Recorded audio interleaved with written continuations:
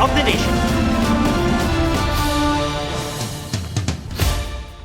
Guilty sa kasong qualified human trafficking si dating Bamban Tarlac Mayor Alice Guo at 7 iba pa, kaugnay ng sinalakay na Pogo Hub na pugad ng iba't ibang scamming activities. Sinentensyahan siyang makulong habang buhay. May report si Marisol Abduraman. Mukhang ordinaryong opisina sa unang tingin. Wala yung susi ng sakyan. Pero nang salakayin ng mga otoridad, daang-daang Pilipino at dayuhan pala ang sapilitang pinagtatrabaho sa online scamming sa compound ng Zune U1 Technology Incorporated. Nadiskubre ang mga gamit para umano sa iba't ibang scam. Ang Pogo Hub nasa likod lang mismo ng munisipyo ng Bamban, Tarlac. Sa dokumentong nakuha ng Presidential Anti-Organized Crime Commission o PAOK, nakapangalan sa dating alkalde ng Bamban si Alice Guo ang lupang pinagtayuan ng Pogo Hub. Siya rin ang nag-apply para sa building permit ng mga gusali sa compound. Kinasuhan si Guo ng qualified human trafficking. Matapos ang mahigit 1 taon, hinatulan siyang guilty. First time tayong nag-file ng organizing human trafficking. So first time din na nag-convict ang court ng organizing. Malaking bagay na nagamit natin ng section na yan. Yung kaso sa Porac Pogo, yun yung theory natin para madawit yung mga tao na hindi sila mismo yung nanakit, hindi sila yung nag-recruit, pero kasama talaga sila sa pagpundar ng organisasyon. Sinintensyahan si Guo ng life imprisonment. Pinagbabayad siya ng 2 milyong pisong multa at 600,000 pesos na moral at exemplary damages sa bawat biktima. 7 iba pa ang kasamang hinatulang guilty, habang 8 ang naakwit. Ang importante po yung main players natin, lahat convicted. May 5 akusadong pinaghahanap pa, kasama sina Dennis Cunanan na dati nang nasangkot sa PDAP scam. Sabi ng korte, napatunayan ng mga ebidensya na kumpleto ang 3 elemento ng qualified trafficking sa kaso. Idineklara ring forfeited ang buong compound ng Baofu na may halagang 6 billion pesos. Ibig sabihin, kukunin na ito ng gobyerno. Hindi dumalo physically si Alice Guo sa pagdinig. Sa halip, ginawa ang promulgation via video conferencing. Hindi na rin daw hiniling ng prosecution sa korte ang physical presence ni Guo. Ililipat sa Women's Correctional Institution si Guo, nakasalukuyang nasa Pasig City Jail Female Dormitory. Sa New Bilibid Prison naman ang ibang hinatulan. Sa farm nga po ako lumaki po. Ako po isang Filipino at lalong-lalo na po hindi po ako spy. At kahit sinabi ng Manila Regional Trial Court Branch 34 nitong Hunyo na walang pagdududa na isang Chinese citizen si Guo, sabi ng Justice Department, she has to serve her sentence first. Any foreigners who are convicted of crimes here in the Philippines must serve their sentence first. And after service of their sentence, that is when they will be deported to their countries. Marisol Abduraman, nagbabalita para sa GMA Integrated News.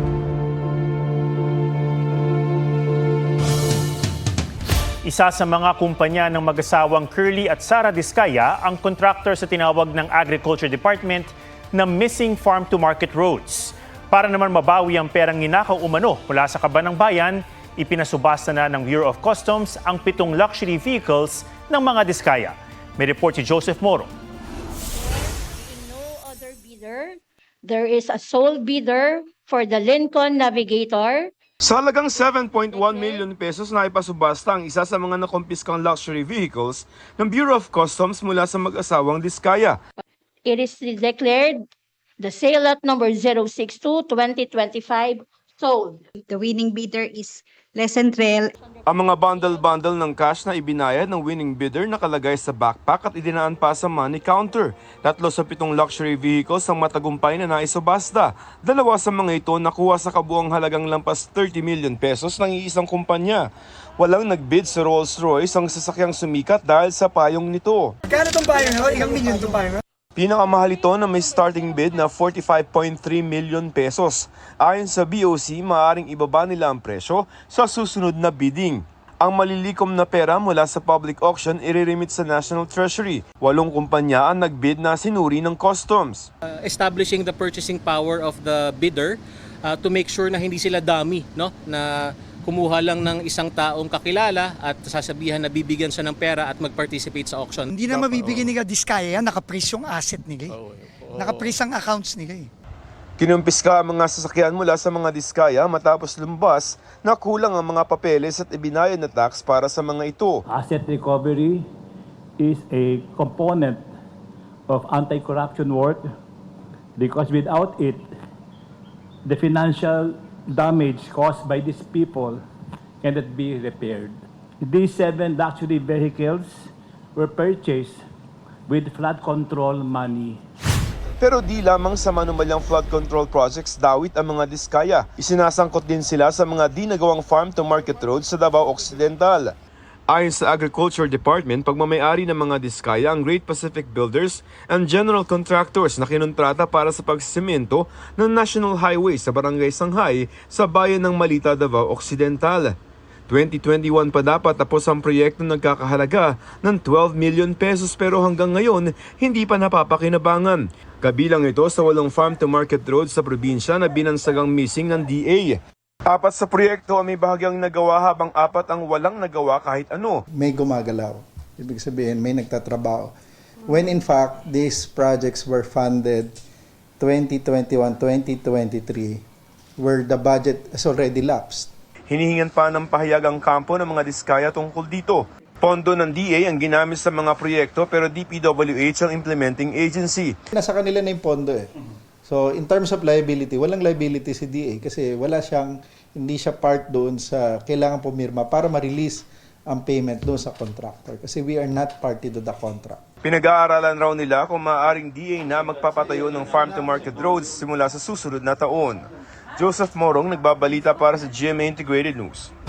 Wala raw batayan si Senate President Pro Tempore Ping Lacson sa pagsabing ginamit lang ang pangalan ni Pangulong Marcos sa 2025 budget insertions ayon sa Makabayan Bloc. Tinawag nilang premature conclusion ang pahayag ni Lacson na chair pa naman daw ng Senate Blue Ribbon Committee.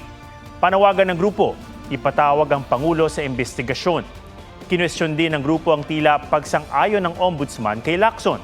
Tanong nila, inaabsuelto na ba ng Ombudsman at ng Blue Ribbon Committee ang Pangulo kahit wala pang investigasyon?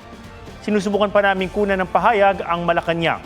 Nauna nang sinabi ni Ombudsman Jesus Crispin Remulla na may gumugulong ng motu proprio investigation. Sabi naman ni Lacson, naging basehan niya ang 1.15 billion pesos na halaga ng mga proyektong binito ng Pangulo. Mahirap daw paniwalaan ang sinabi ni dating Congressman Zaldico na siya mismo ang nag-deliver ng 25 billion pesos na kickback dahil inamin na noon ni dating DPWH Undersecretary Bernardo na siya ang may hawak ng kickback deliveries. Nagpahiwatig si Pangulong Marcos ng balasahan sa gabinete. Lumutang ang tanong kung posibleng mapabilang dyan si First Lady Liza Araneta Marcos matapos siyang pabirong banggitin ng Pangulo sa talumpati. May report si Ivan Mayrina. It's your new designation. Di ba magka-cabinet shake-up tayo? Agaw pansin ang mga pahayag ni Pangulong Bongbong Marcos sa Bagong Bayani Awards ngayong umaga. Bukod sa pahiwatig ng balasahan sa gabinete, sinabi rin niyang magiging bahagi nito si First Lady Liza Araneta Marcos. She has become our ambassador now for migrant workers. It's your new designation. Di ba magka-cabinet shake-up tayo sa kasama ka na dun sa... Pero sabi ng palasyo, kung nakita niyo po na parang pabiro po yung pagkakasabi ng Pangulo, so yun muna po tayo. Face value. Ditong Lunes nagkaroon na ng pagbabago sa gabinete nang ianunsyo ng Malacanang ang pagbibitiw ng dating Executive Secretary Lucas Bersamin dahil umano sa delikadesa. Pero si Bersamin iginiit na hindi siya nag-resign, sabay tanggi na wala siyang kinalaman sa budget insertions. Hindi binawi ng Malacanang ang nauna nilang anunsyo. At nagkausap naman po sila ng Pangulo face-to-face at let us just leave it at that. Do we still stand by our statement that he resigned out of delicadeza? Muli po, ang pina-announce po sa atin ay galing sa palasyo at kung ano po naramdaman ni E.S. Bersamin, yun din po na ginagalang po natin ang kanyang nararamdaman.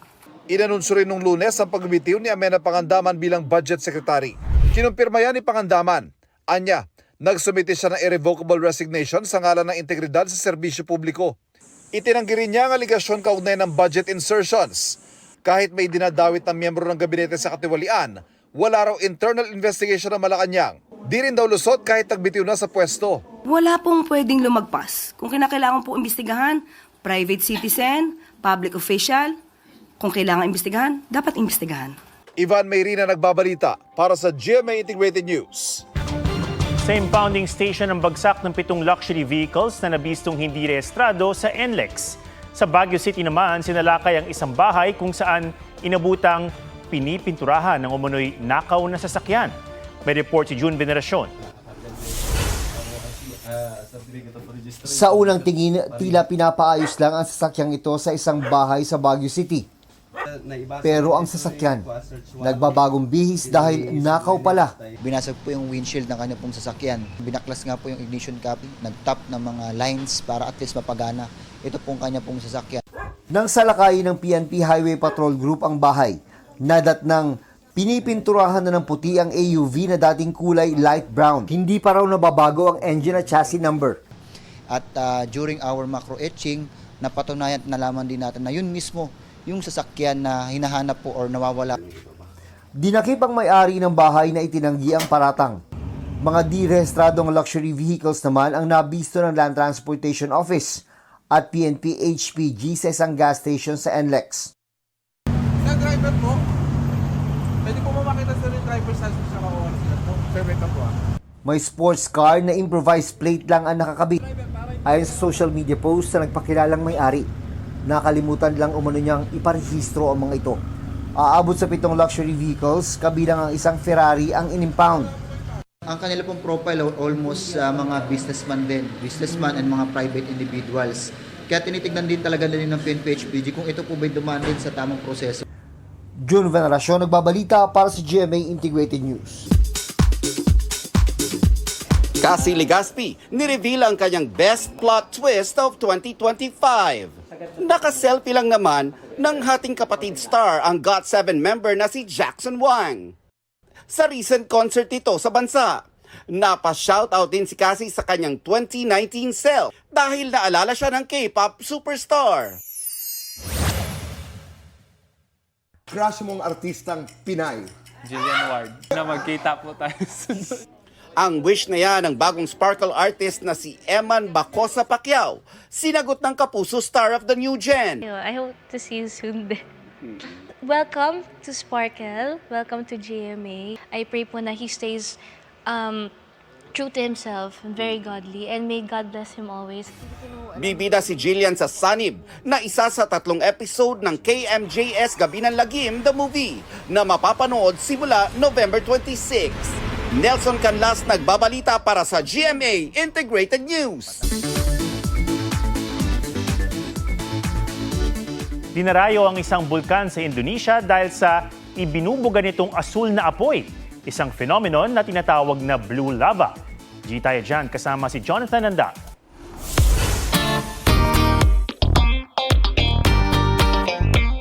Sa silangan ng Java, Indonesia, matatagpuan ang aktibong bulkan na may pinakamalaking lawa ng asido sa buong mundo.